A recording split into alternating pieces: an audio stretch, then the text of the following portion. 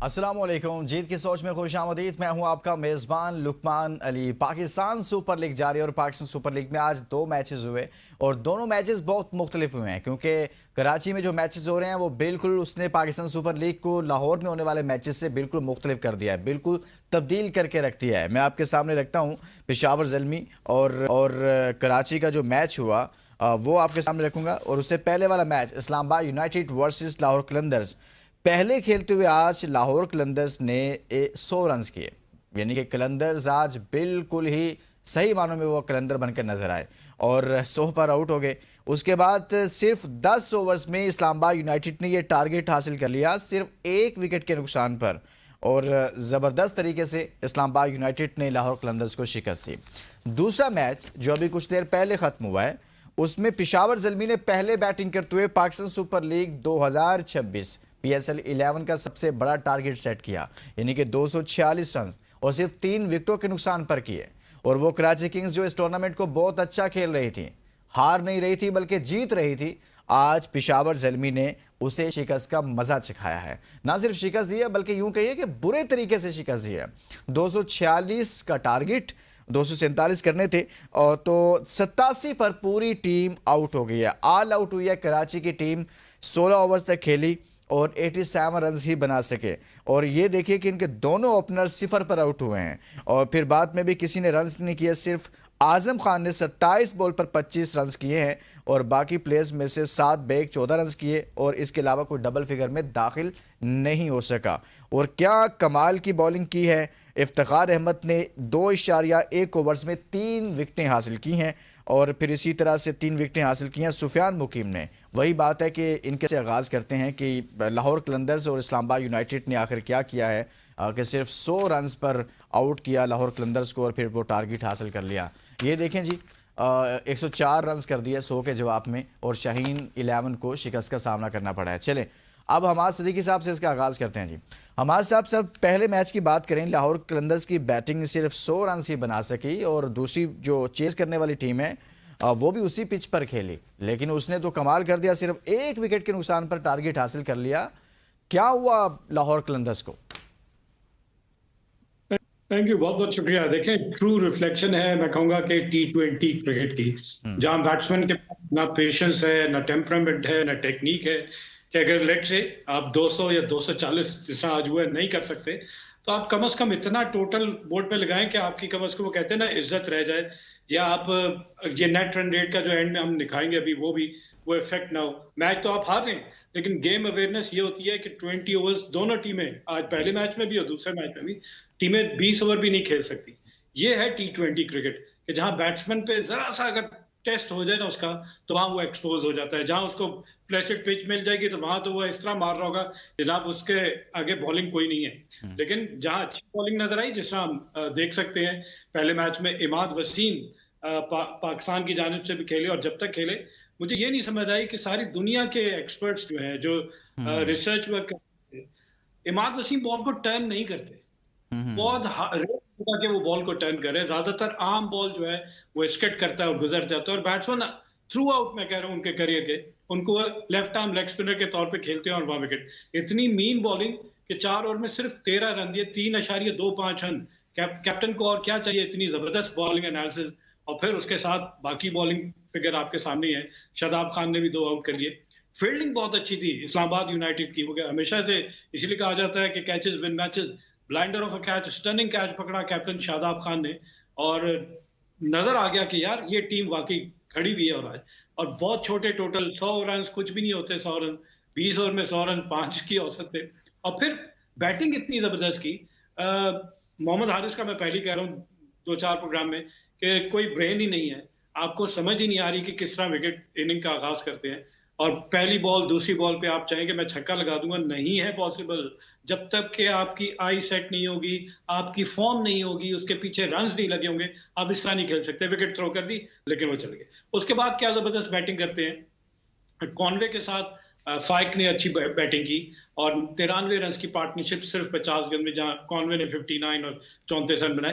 लेकिन game awareness ये थी कि हम मैच तो जीत रहे हैं लेकिन हमने इसको जितना जल्दी फिनिश करना है और नेट रन रेट भी अपना इंप्रूव करना है। तो 10.2 ओवर्स में उन्होंने वो अपना टारगेट जो है वो चेस करके मैच को साइड पे किया। 2 पॉइंट भी अपनी टीम के लिए और नेट रन रेट बेहतर करके पहले मैच के बाद वो दूसरे पोजीशन पे आ गए थे, लेकिन अभी वो फिर तीसरी पे आ गए हैं, क्योंकि पेशावर ज़ल्मी ने भी बिल्कुल। इतने बड़े मैच जीता है, व्हिच इज 159।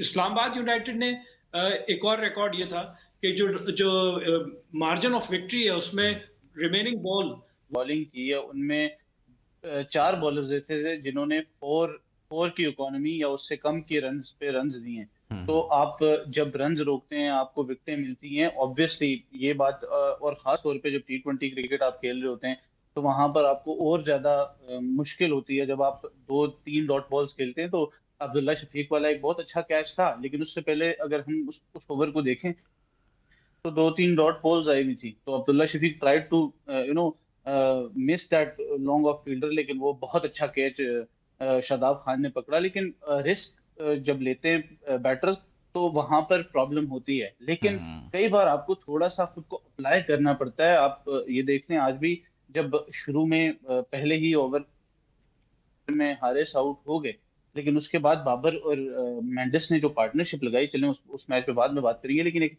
एप्लीकेशन की बात मैं कर रहा जी जी हूँ कि खुद को आपको अप्लाई करना पड़ता है कंडीशंस के ऊपर, कि कंडीशंस क्या है, बॉल स्विंग हो रहा है नहीं हो रहा। आपने खुद ये बात की, हमाद भाई ने बात की कि हमाद वसीम के साथ मैं खुद खेला हूँ, उनका बॉल हमेशा ही आम बॉल ही एक उनका वेपन रहा है, और वो विकेट्स को टारगेट करते हैं, स्टंप्स को टारगेट करते हैं, और उसमें एलबीडब्ल्यू और बोल्ड के चांसेस हो जाते हैं। और अगर आप खेलने भी जाते हो तो आपको एक्स्ट्रा कवर और पॉइंट वाले शॉट नहीं खेल सकते, जिस तरह नईम आउट हुए।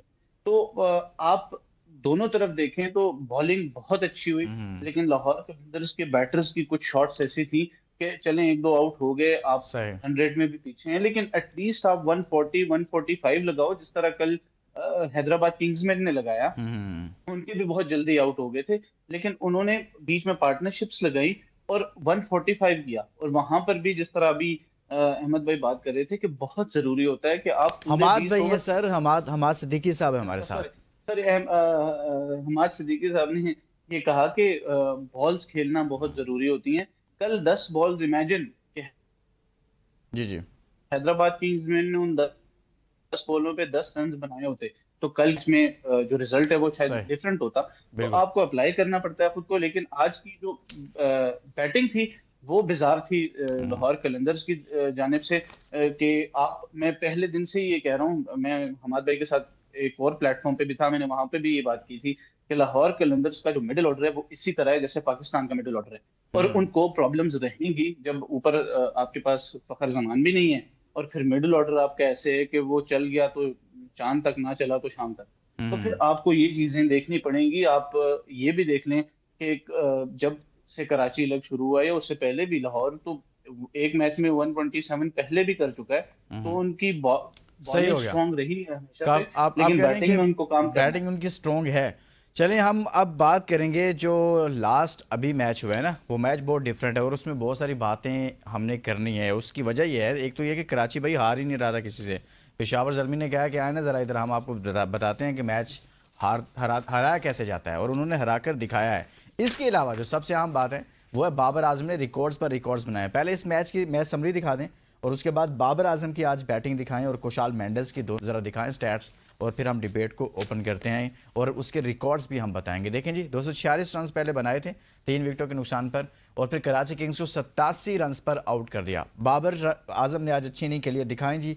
बाबर आजम ने 51 बॉल पर आज जो 87 रन की ज़बरदस्त इनिंग खेली है, वो भी बड़ी खूबसूरत इनिंग है, बड़ी अच्छी इनिंग है। आज उस पर बात करनी है। 29 बॉल पर उन्होंने 40 रन बनाए, यानी कि पहली 29 बॉल पर 40 रन बनाए थे बाबर आजम ने।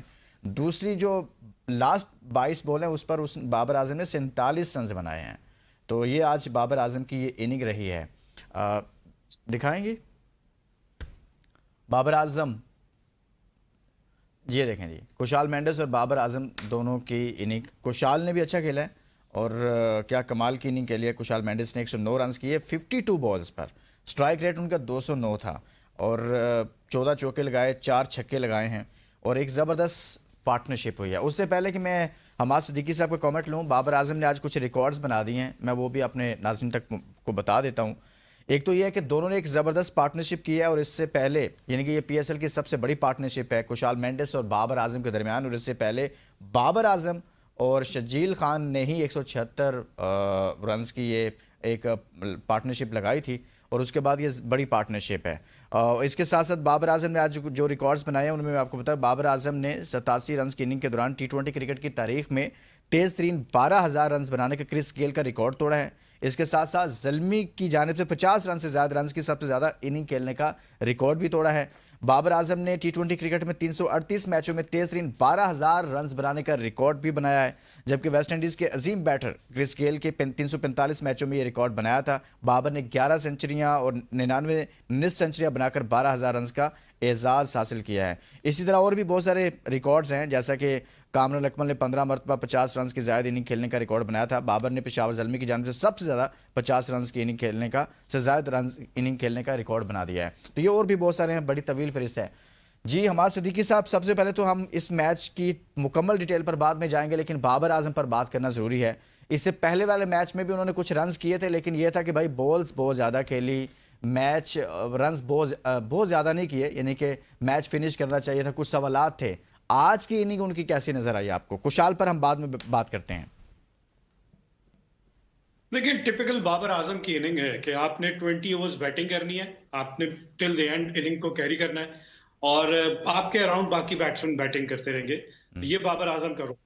मैच से पहले ऑटिस गिब्सन है, इनके कोच हैं, और उन्होंने कहा था कि बाबर आजम को बी इट योरसेल्फ, आप अपनी गेम, नेचुरल गेम जो है वही करके दिखाएं और बिल्कुल पैनिक ना हो और नॉर्मल नेचुरल गेम जो आपकी है वो खेल के दिखाएं। और बाबर ने वो करके दिखा दिया। और जो पार्टनरशिप हुई है 191 की, मतलब इससे ज्यादा और क्या मांगेंगे?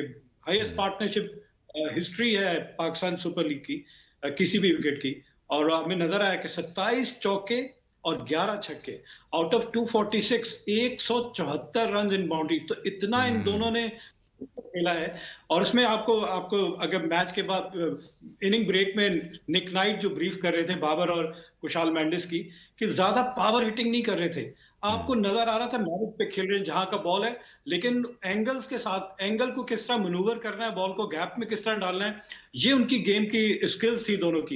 ये बासानी, हाँ जरूर लगाए दोनों ने, लेकिन आपको एक अट्रैक्टिव इनिंग नजर आई, स्लॉग नहीं नजर आया, आपको प्रॉपर क्रिकेट नजर आई, तो आपने एंजॉय भी किया होगा। इसी तरह जब इन्होंने जाहिर है इतना बड़ा टोटल लगा दिया था, तो दूसरी टीम के लिए नामुमकिन सी बात थी। 12.37 run through out the inning chase करने वाली टीम, जिसकी पहली दोनों बैट्समैन ओपनर जो है वो सिल्वर पे आउट हो जाए और फिर उसके बाद सलमान अली आगा भी आउट हो जाए, तो वो गेम में कहीं पे भी नहीं थे। और फिर हमने देखा, एतराज ये है, जिस लाहौर कलंदर की बात की, यार आप कम से कम 20 ओवर पूरा खेलें, बेशक आप मैच हारें, आप 87 या 100 पे आउट होने से कहीं बेहतर है कि आप 120 से 140 रन बोर्ड पे लगाएं। कम डेंट पड़ेगा आपको नेट रन रेट पे, मैच आप हार जाएंगे, लेकिन कम से कम ये होगा कि आपके ये तो पता चले ना कि ये बैट्समैन रोबोट नहीं है कि इनको एक ही अंदाज की क्रिकेट आपने कह दिया है और उसके अलावा ये नहीं खेल सकते। अडेप्ट करें सिचुएशन के हिसाब से, कि सिचुएशन डिमांड कर रही है कि ठीक है हम मैच नहीं जीत रहे, लेकिन हम 20 ओवर खेलेंगे, हम 130, 140, 150 रन बोर्ड पे लगाएंगे, 100 रन से भी हार जाएं, लेकिन ये 87 और 100 रन पे आउट होना, ये तो शर्मिंदगी की बात है। ये तो T20 क्रिकेट आपको बता रही है कि यहाँ पे आपको बैट्समैनशिप नहीं मिलेगी। यहाँ पे तो आंख बंद करके बल्ला घुमा दिया, थर्डमैन के पीछे भी चौका मिल गया, एज लग गया, वो भी मिल गया, सामने चले बाउंड्री छोटी हो जाती है। रूल ऐसे बन गए कि सर्कल के बाहर पावर प्ले में 2 फील्डर हैं तो आप उसको कैश इन कर लेते हैं। लेकिन जहां अच्छा बॉलर आया, आपको नजर आया, fast bowler, genuine fast bowler, Nahid Rana ने करके दिखा दी बॉलिंग, आप मार के दिखाएंगे। सही है, उन्होंने आउट करके दिखाया है। अच्छा वसी, जब हम ये बात कर रहे हैं ना बाबर आजम की, नहीं कि कुशाल मेंडिस बहुत अच्छा खेले हैं, लेकिन मैं बाबर आजम की इसलिए ज़्यादा बात करना चाहता हूँ कि बाबर जब रन्स नहीं करते या नहीं कर रहे होते तब हम बहुत ज़्यादा बात कर रहे होते हैं। तो जैसे हमाद सिद्दीकी साहब ने कहा कि आज वो नेचुरल गेम में नज़र आए, वो उस तरह से स्लोगिंग के लिए जैसे वो कर रहे थे, उनके बारे में ये कहा जा रहा था कि वो करने की कोशिश कर रहे हैं जो वो नहीं हैं, और इस वजह से उनको मसले का सामना करना पड़ रहा है। तो आज क्या बाबर आजम उस तरह से नज़र आए हैं, जो उनकी बेसिक क्रिकेट है वही खेलते नज़र आए हैं आपको भी, इसलिए इस तरह की इनिंग खेली? देखिए, हमेशा जब भी आप बेसिक्स पे रहते हैं तो आप बहुत अच्छा परफॉर्म करते हैं। और बाबर आजम ने कल परसों भी आपके प्रोग्राम में ये बात की थी कि जब 2021, 22, 23 का जो टाइम था, T20 भी यही था, कोई इतना ड्रास्टिक चेंज नहीं आया एक साल के अंदर कि बिल्कुल ही T20 क्रिकेट बिल्कुल ही चेंज हो गई है, फ्लिप साइड नहीं हुआ। लेकिन वहाँ वहां पर ये अपनी बेसिक्स पे रह के 130 135 के स्ट्राइक रेट से खेलते थे। साथ रिजवान होते थे, वो नहीं होते तो बाद में आपके पास कभी आसिफ अली रन्स कर लेते थे, कभी मिडिल ऑर्डर में हफीज आपको याद होगा रन्स कर लेते थे, मलिक रन्स कर लेते थे, डीप डाउन द ऑर्डर आपके पास इमाद वसीम होते थे, वो रन्स कर लेते थे। तो चीजें कंट्रोल में थी और ज्यादातर क्रिकेट हमने उस दौरान खेली। दुबई में, शारजा में वर्ल्ड कप भी वहां पर एक हुआ जिसका हम सेमीफाइनल खेले। लेकिन जब 2023 का वर्ल्ड कप बिजार गया पाकिस्तान के लिए, एक डरावना ख्वाब साबित हुआ, तो पाकिस्तान जब वापस आया तो बाबर आजम को पता नहीं किसने ये कह दिया कि आप क्रॉस शॉटें खेलना शुरू कर दो तो आप रन करोगे। आप उसके बाद से बाबर आजम का स्ट्राइक रेट भी देख लें, वो भी नीचे है, आप एवरेज भी देख लें, वो भी नीचे है, और रन्स तो हो ही नहीं रहे। क्यों? क्योंकि उन्होंने अपनी बेसिक छोड़ दी। और उसकी एक प्राइम एग्जांपल मैंने उस दिन आपके शो में दी थी कि आप कराची किंग्स और लाहौर कलंदर्स के दरमियान जो फाइनल हुआ था, वो आप देख लें, ट्रिकी पिच पे 150 का टारगेट बड़ा मुश्किल हो गया था उधर, लेकिन बाबर आजम ने बड़े इजीली कोई 39-40 बॉलों पे 56-57 करके इन दी एंड नॉट आउट रह के उन्होंने मैच जिता दिया। बेसिक्स इस चीज को कहते हैं। आज भी जिस तरह उन्होंने उनकी इनिंग चली, हमेशा से मैं ये कहता हूं कि बाबर आजम जब भी अच्छा खेलते हैं उनको साथ सपोर्ट चाहिए होती है। बिग बैश में वो जब भी अच्छा खेले, अभी रिसेंट एग्जांपल दे रहा हूँ, जॉर्ज फिलिपी की इनिंग्स वहां पर होती थी तो बाबर आजम का 50 हो जाता था। यहाँ पर कुशाल मेंडिस खेलते रहे, उन्होंने बाबर आजम पे प्रेशर पूरा नहीं आने दिया। बाबर आजम बीच में स्लो भी हुए, लेकिन Kusal Mendis at the other end उनका 200 से स्ट्राइक रेट किसी भी पॉइंट पे उनकी इनिंग में नीचे 200 से नहीं आया, तो बाबर पे प्रेशर नहीं था। फिर उसके बाद जब वो आउट भी हो गए तो उसके बाद ब्रेसवेल की इनिंग और फिर उसके बाद समद की इनिंग इतनी इंपॉर्टेंट इनिंग्स थी। ऑल दो कि वो 160 रन से जीत गए, लेकिन 246 का जो एक साइकोलॉजिकल प्रेशर होता है वो ऐसे ही होता है। लेकिन Babar needs players around in जो खेलते रहे। और फिर बाबर इन दी एंड जब आप देखेंगे, अगर उसके साथ दो भी प्लेयर्स अच्छे खेलते रहेंगे तो इन दी सही। एंड बाबर का स्कोर यही 52 बॉलों पे 80-85 होगा, स्ट्राइक रेट उसका 170 होगा, तो आप टीम टोटल भी 220 230 हो जाएगा। तो ये चीज हमें बाबर को समझाने वाली नहीं है। लेकिन कोच ने जिस तरह आज कहा, भाई ने भी, कि कोच ने जब बात की ना, जब आपका कोच आपको बैक कर रहा होता है और आपको कह रहा होता है be Babar Azam, you can't be Jos Buttler, you can't be David Warner, you can't be Virat Kohli, आप बाबर आजम हो, आप बाबर आजम रह के खेलो। जब आप बाबर आजम रह के खेलोगे तो nobody is there to beat you. और वो रिकॉर्ड्स स्पीक फॉर इटसेल्फ। जो रिकॉर्ड्स सही। की बात आई, फिर चलें, मैं ठीक इसको हो उसके गया। साथ आप कह कनेक्ट करता आप हूँ। हमाद सिद्दीकी क्रिस साहब गेल भी ने यही बात कर रहे 345 हैं इनिंग्स। और आप भी यही बात कर रहे हैं कि भाई वो जो असल गेम खेलते थे उसी पर आए, लेकिन उसी गेम की वजह से ही उन पर तनकीद भी होती थी कि भाई बहुत सारे मैचेस पाकिस्तान जीता जीता हारा, या बहुत सारी चीज़ें माजी में जो कुछ होता रहा। तो खैर देखते हैं कि आप बाबर आजम इस टूर्नामेंट को कैसा खेलते हैं। जब पूरा टूर्नामेंट खेलेंगे तो उसके बाद ही किसी नतीजे पर पहुंचा जाएगा। लेकिन कमेंट अच्छा किया कि एटलीस्ट वो अपनी उसी गेम पर वापस आ गए हैं जो उनकी है, जो उनकी एबिलिटी वही है, कैपेबिलिटी वही है, तो आप उनको उसी रेंज में रहकर ही खेलने की कोशिश करनी चाहिए। चाहे वो टीम में शामिल हो सकें, शामिल ना हो, टीम से आउट हो जाएं, लेकिन अपनी गेम पर ही रहें। बाहर निकले हैं तो मज़ीद मसाइल हो गए हैं। अब कुछ बात करना चाहता हूँ मैं बॉलिंग की। इफ्तिखार अहमद ने आज फिर ज़बरदस्त बॉलिंग की है। 2.1 ओवर्स में 9 रन देकर 3 विकेटें हासिल की हैं। हमाद भाई, इफ्तिखार साहब को क्या हो गया? बड़ी अच्छी बॉलिंग करना शुरू हो गए हैं सर। थोड़ा सा मैं और डिस्कस करूंगा। देखिए ये जी पिच जी। जो है ना, हाँ तीसरा स्ट्रिप था पिछले कल के मैच के बाद, ये तीसरा स्ट्रिप था। ऑस्ट्रेलियन सॉइल है इस पिच पे, तो यहाँ पे आपको भी बाउंस भी नजर आया, नाहिद राना की आपको कैरी भी नजर आ रहा था, विकेट कीपर तक बॉल अच्छा चेस्ट हाइट पे जा रहा था। ऑब्वियसली उसकी हाइट भी है, पेस भी अच्छी थी। तो यहाँ पे बाबर आजम इसलिए रन बना रहे हैं कि बाबर चाहते हैं pace on the ball. Babar ball को करते हैं, वो पिच जहां पे बॉल थोड़ा फंस के आता हो, जहां लो बाउंस, वहां बाबर स्ट्रगल करते हैं। तो ये आइडियली सूट थी बाबर की। और बिल्कुल सही कहा वसी ने कि कुशाल मेंडिस को क्रेडिट देना पड़ेगा कि बाबर के ऊपर से प्रेशर खत्म हो गया था। बाबर अपनी नेचुरल गेम खेल रहे थे और दोनों क्लिक कर इतनी लंबी पार्टनरशिप लेकर गए कि दूसरी टीम को वैसे ही इन्होंने मैच से बाहर कर दिया था। और जब इतना अच्छा स्टार्ट मिल जाए, 191 की पार्टनरशिप हो, तो अब्दुल समद के पास लाइसेंस टू किल था। और वो बिल्कुल हमें पता है पावर हिटर है। अब्दुल रजाक की याद ताज़ा कर देते हैं, ये वो अब्दुल समद, इरफान खान नियाजी। अच्छा, समद की आपने बात की है। हमाद भी देखें अब्दुल समद क्या कर रहा है। इससे पहले वाले मैच में 11 बॉल पर उसने 33 रन किए, यानी कि एक मैच में उसने 11 बॉल पर 33 किए, सॉरी, और एक में 12 पर 40 किए हैं। ये किस तरह का क्रिकेटर है अब्दुल समद? कुछ समझ आ रही है कि ये किस तरह, और फ्यूचर में क्या पाकिस्तान के लिए ये लंबी क्रिकेट खेलेंगे इसी तरह से खेलते रहे तो? देखिए, रोल डिफाइन होना चाहिए ना हर प्लेयर का, कि जिस तरह बाबर कहते हैं कि आपने एंकर करनी है इनिंग और थ्रू आउट आपने 20 ओवर्स बैटिंग करना है, आपके अराउंड बाकी बैटिंग। इसी तरह अब्दुल समद का एक रोल है कि जब आपको आखिर के 4-5 ओवर मिल जाए तो उसके लिए प्लेटफॉर्म सेट होना चाहिए, विकेट्स इन हैंड उनको, ताकि आपके जो हम कहते हैं वो लाइन जो है ना, लाइसेंस टू किल, कि गो एंड एक्सप्रेस योरसेल्फ, जाएं और खुल के खेलें, परवाह ना करें विकेट गिरने की। जब ये आपके माइंड क्लियर होगा, क्लैरिटी होगी ना, तो फिर आप अपने आप को एक्सप्रेस करते हुए नजर आएंगे। नेचुरल पावर हिटर है और बहुत लंबी लंबी बड़ी बड़ी शॉट लगाता है, और आज उसने अपने आप को देखे क्रीज में कितना यूज किया, ऑफ स्टंप के जी बाहर जी। जाके भी बॉलर वहां ज्यादातर बॉल करता, वहां से आपको मिड विकेट और लॉन्ग ऑन पे शॉट लगाता है। और जब उसने ऑफ स्टंप के बाहर वाइड बॉल की तो उसने पॉइंट के ऊपर चौका लगा दिया। तो उसके पास रेंज ऑफ शॉट्स बहुत है। ऐसा बैट्समैन बहुत डेंजरस हो जाता है। एक ओवर में 3 छक्के उसने अब्बास अफरीदी को लगाए, तो उसने बता दिया कि वो कितनी पावर हिटिंग की सलाहियत रखता है, बिल्कुल अब्दुल रजाक की तरह। और ये और इरफान खान नियाजी जिस दिन दोनों इन टेंडम पार्टनरशिप में खेल रहे होंगे ना, आपको मैचेस ही जितवा रहे होंगे। अब आपने इफ्तिखार बात की तो इफ्तिखार की, लकी मैं यही कहूंगा इस मैच में तो लकी थे, क्योंकि आप उनकी टीम ने 246 रन टोटल इतना बड़ा बोर्ड पे लगा दिया था। और दूसरी टीम जब बैट्समैन ज्यादा शॉट खेल रहा हो तब बॉलर के पास मार्जिन होता है कि वो आउट कर ले, और वही नजर आया। 46 के प्रेशर में ऊपर से 3 वैसी विकेटें गिर गई थी, इफ्तिखार को विकेट मिल गई, तो यहाँ तो मुकाबला ही नहीं नजर आया ना चेस करते हुए। 87 पे दूसरी टीम रेत की दीवार साबित हुई, और बासानी मैं कहूंगा कि जल्बी ने मैच जीता, नासिर मैच जीता 2 पॉइंट, और फिर पॉइंट टेबल बहुत अच्छा करके दूसरी पोजीशन हासिल कर ली है।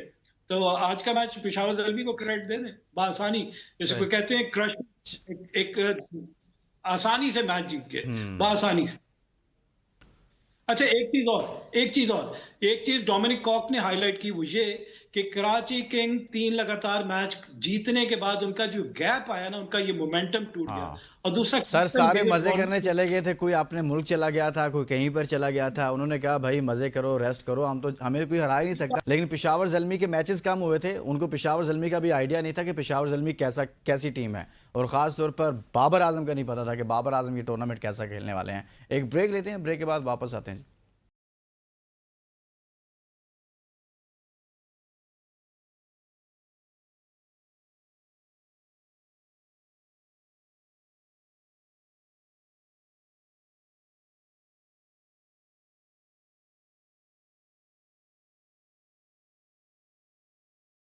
Welcome back. ब्रेक पर जाने से पहले कुछ बात हो गई अब्दुल समद के हवाले से, लेकिन मैं चाहता हूं कि इस पर वसी शाह साहब का भी कमेंट ले लें। एक मैच में 11 पर 33 कर रहे हैं अब्दुल समद, एक मैच में 12 पर 40 कर रहे हैं। ये हैं अब्दुल समद, और इनके बारे में कहा जाता है बहुत अच्छी पावर हिटिंग करते हैं। इनको पाकिस्तान की तरफ से भी काफ़ी मौके मिल चुके हैं। अब काफ़ी से मुराद ये है कि कुछ ना कुछ ये खेल चुके हैं, लेकिन उधर वहाँ पर कोई ऐसी आउट ऑफ बॉक्स परफॉर्मेंस हमें नज़र नहीं आ रही। क्या इनके नंबर का मसला है, किस नंबर पर ये खेलना चाहते हैं? क्योंकि हमारे जितने भी यंगस्टर्स आ रहे हैं सब ये कहते हैं भाई हमें हमारी मर्जी की स्लॉट नहीं मिल रही। तो इनके साथ भी क्या जब टीम में आते हैं ये मसला है, या फिर ये टूर्नामेंट में यहाँ पर ही बस अच्छा खेल सकते हैं? जी वसी शाह साहब, परफॉर्मेंस आपके सामने है, क्या फेंटा लगाते हैं अब्दुल समद साहब, लेकिन कौमी टीम में जाते हैं तो सर वहाँ पर मसाइल ही कुछ और हो जाते हैं। देखें, एक तो ये अनलकी रहे, जब साउथ अफ्रीका यहाँ पे पाकिस्तान आई हुई थी, T20 सीरीज थी, तो ये मैच से कुछ लम्हे कबल ही ये इंजर्ड हो गए और सीरीज से बाहर हो गए। तो वहां पर थोड़ा सा इनकी लक का प्रॉब्लम रहा। लेकिन देखें, 2-3 चीजें हैं जो मैं एक्सप्लेन करूंगा यहाँ पे, कि अब्दुल समद का जो नंबर है ना, हमने आसिफ अली को भी इसी तरह खराब किया कि आप 7वें नंबर पे एक प्लेयर आता है, उसको मिलती है 7 से 8 बॉलें या 10 बॉलें, लेट्स से जैसे समद को आज मिली, तो आप उस पे हम ना उसकी एवरेज पे बात करना शुरू कर देते हैं। इसकी एवरेज क्या है, इसका स्ट्राइक रेट नहीं देखते हम, बिल्कुल। जिसका स्ट्राइक रेट देखना है उसका एवरेज देखते हैं, और एवरेज वाले का स्ट्राइक रेट देखते हैं। ठीक है, आसिफ अली को भी हमने ऐसे ही खराब किया। दूसरी चीज ये होती है कि लाइसेंस टू किल वाली जो बात की ना, वो एक मैच के अंदर वाली बात अलग है, लेकिन आपको कोचेस ने ये कहा हो कि आप 3 मैचेस में अगर शॉट खेलते हुए 3 मैचेस में 2 रन या 4 रन बना के भी आउट होते हो ना, तो you are in the team. आप इंडिया वाला चीज करते हो कि अभिषेक शर्मा पूरा टूर्नामेंट नहीं खेले, कोई मसला नहीं है, फाइनल खेलोगे आप, एंड देन वो परफॉर्म करते हैं। तो अब्दुल समद के साथ भी पोटेंशियल नो डाउट है। दूसरी चीज ये है कि वो बहुत अच्छा फील्डर है, मतलब he can save you 10 to 15 run in the field. ठीक है, एक चीज। लेकिन फेलियर जब होगा तो उस वक्त टीम मैनेजमेंट, जिस टीम में भी वो खेल रहा है, वो पेशावर ज़ल्मी में खेल रहा है या पाकिस्तान टीम में खेल रहा है या डोमेस्टिक में खेल रहा है, उसको लाइसेंस दिया जाए कि अगर आप फेल होते हो, नो प्रॉब्लम, आप अपनी हिटिंग एबिलिटी इतनी अच्छी कर लो कि अगर आपको 6 बॉलें भी मिलती हैं तो आप हमें उस पर 24 रन 22 रन करके दो, लेकिन सही। उसके साथ फेलियर लाजमी आएगा। जितना हम्म। रिस्क हाई होगा वो प्रोपोर्शनल है फेलियर के साथ। सही लेकिन सही। अगर आपको एक टूर्नामेंट है, 6 या 8 मैचेस का टूर्नामेंट है, उसमें अगर समझ 2 मैचेस आपको सिंगल हैंडेडली कैमियो खेल के जिता देता है, दैट्स व्हाट यू नीड। लेकिन आपको 8 में से 8 मैचेस में कभी भी वो जिता के नहीं देगा। सही हो तो गया। ये चीज ऐसी है कि आपको अपने प्लेयर्स को उनके लो पर बैक करना है, ना कि हाई पर। आज तो हम बात कर रहे हैं, तारीफ कर रहे हैं, बहुत अच्छा है, लेकिन अगले 2 मैचेस में अगर वो ऐसे ही शॉट खेलते आउट हो जाए तो हमें उस वक्त भी उसे बैक करना चाहिए कि ही इज अ टैलेंट, और आपको बिल्कुल। वो फील्ड में भी 15 से ये 20 रन ये बचा वसी के शाह देता साहब है। आपने बड़ी अच्छी बात की है। अच्छा, हमाद सिद्दीकी साहब कल के मैच पर बात करेंगे, लेकिन उससे पहले मैं ये चाहता हूँ कि एक कमेंट कर दें कि आज इनकी बॉलिंग के साथ क्या हुआ है। कराची किंग्स की इतना ज़्यादा रन्स करवा दिए। आप भी देखें कि मीर हमज़ा को 4 ओवर्स में 57 रन्स पड़े, कोई विकेट नहीं है। और इसी तरह से अब्बास अफरीदी 4 ओवर्स में 55 रन्स, 2 विकेटें। आडम जंपा पर 4 ओवर्स में 51 रन्स। सर, सबको अच्छा खासा फेंटा लग गया है। ये क्या हुआ, इनकी बॉलिंग के साथ क्या हुआ? देखिए, T20 की जो इनिंग होती है उसको 3 हिस्सों में आप डिवाइड करते हैं। फेजेस हैं 3। फर्स्ट पावर प्ले हमने देखा कि 64 रन बनते हैं। फिर मिडिल इनिंग 7वें से लेकर 15वें ओवर में 104 रन बनते हैं और आखिर के 5 ओवर में 70 रन बनते हैं। तो वो इंटेलिजेंटली बहुत अच्छा, मैं कहूंगा कि पार्टनरशिप को क्रेडिट जाता है कि एक तो रन बनते जा रहे थे। बॉलर का कसूर ये कि जब आपको एक बॉलिंग, एक फील्ड सेट करके दी जाती है ना, तो उसके हिसाब से आप बॉल करते हैं। लेकिन अगर आप विकेट के चारों तरफ बॉल करेंगे तो कैप्टन कुछ भी नहीं कर सकता। हमें नजर आया कि अगर वैगन व्हील दोनों का, बाबर और कुशाल मेंडिस का देखा जाए, तो विकेट के चारों तरफ उन्होंने रन बनाए। इसका मतलब बॉलर ने एक जगह पे बॉल नहीं किया, सही। बॉलर ने अकॉर्डिंग टू बॉल नहीं किया। तो यहाँ पे फिर बॉलिंग का कसूर नजर आता है। बैट्समैन को तो अगर मिल जाएगा जहां पे लूज बॉल होगी तो वहां पे वो बाउंड्री जरूर लगाएगा, रन्स भी बनाएगा। तो यहाँ मेरा जहां तक ख्याल है, एक तो पार्टनरशिप बहुत अच्छी ग्रेजुअली उन्होंने बिल्ड किया और अपने इस मोमेंटम को तोड़ा नहीं उन्होंने, डीप लेकर गए। अगर ये 60 रन की पार्टनरशिप होकर टूट जाती, दूसरे बैट्समैन आते, टाइम लेते, इसकी सही। आई सेट हो जाए, उसको उसके बाद से विकेट थ्रो नहीं करनी चाहिए, मैक्सिमम कैशिंग करना चाहिए। तो यहाँ मैक्सिमम इन उसको दोनों की कैच आई। करना चाहिए। अच्छा वसी, आप भी इस पर कमेंट करें, फिर कल के मैच पर भी कुछ बात करनी है कि बॉलिंग को क्या हुआ सर, इतना फेंटा खाया, 246 करवा दिए सर। देखिए, 2 चीजें, एक तो हसन अली का ना होना थोड़ा सा उन्हें डेंट पड़ गया, और दूसरा जैम्पा जिस तरह बॉलिंग कर रहे थे आज, उन्होंने बड़ी तेज तेज बॉलिंग की, और उस तरह बॉलिंग वो छोड़कर बॉल नहीं कर रहे थे, और थोड़ा जैसे भी पीछे हुआ तो वो बाउंस इतना अच्छा था कि वो बल्ले पे अच्छा आया।